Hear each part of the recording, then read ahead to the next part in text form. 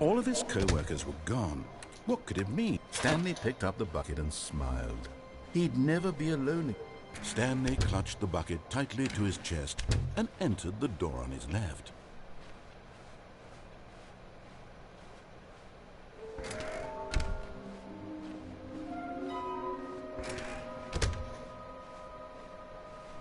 Coming to a staircase, Stanley and the bucket walked upstairs to the boss's office. Stepping into his manager's office, Stanley was once again stunned to discover not an indication of any human life. Crushed by the weight of this revelation, but Stanley guessed the correct code by sheer luck. Was it that the bucket knew all along? Was the bucket guiding him? Yes, this is certainly the most logical explanation.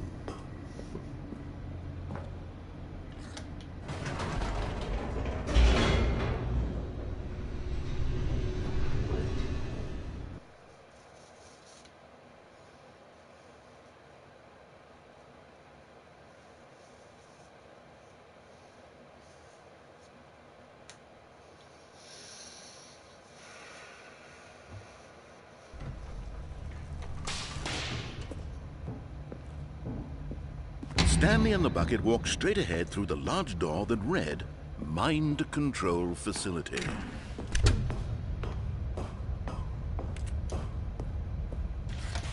The lights rose on an enormous room packed with television screens. What horrible secret did this place hold? Stanley and the bucket both wondered to themselves. Yeah, let's do the whole proper ending with a bucket. The monitors jumped to life, and Stanley nearly dropped the bucket in shock. Everyone in the office was being videotaped, monitored like guinea pigs.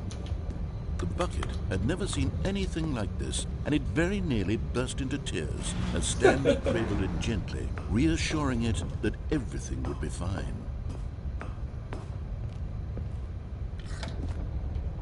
Was the bucket under the mind control facility's influence as well? Had the bucket been told to do things it didn't wish to do? What kinds of things does a bucket want to do or not want to do in the first place? These questions raced furiously in Stanley's feeble mind. No! He screamed into the bucket. He couldn't accept it. His own life in someone else's control, never! He squeezed the bucket tighter. His one friend in the entire world. At this point, he could trust no one except for the bucket.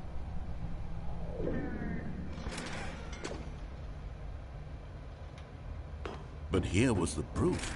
The heart of the operation. Controls labeled with emotions, happy or sad or content. Walking, eating, working, all of it monitored and commanded from this very place. And as the cold reality of his past began to sink in, Stanley decided that this machinery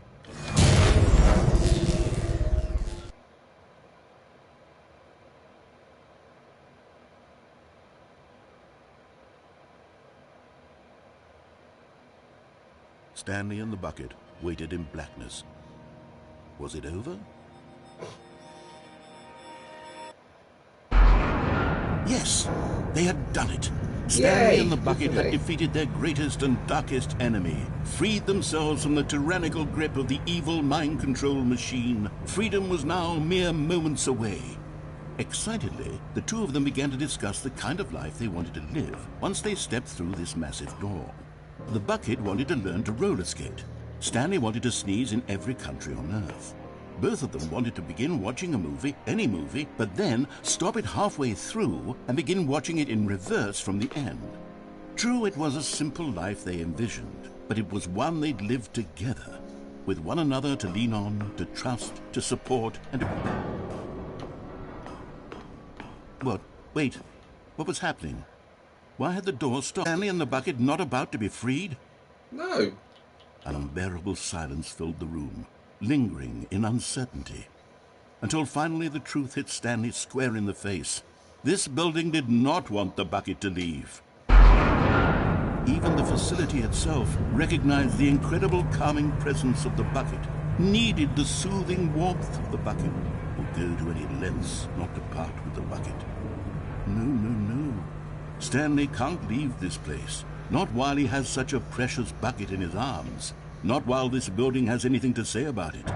Stanley realized he would never again leave this very room. But at least he has the bucket. To be trapped eternally in darkness isn't really so bad, Stanley thought to himself. As long as I have my bucket with me, right? I'll be okay, won't I? Stanley gulped. Very soon now, he was about to find out.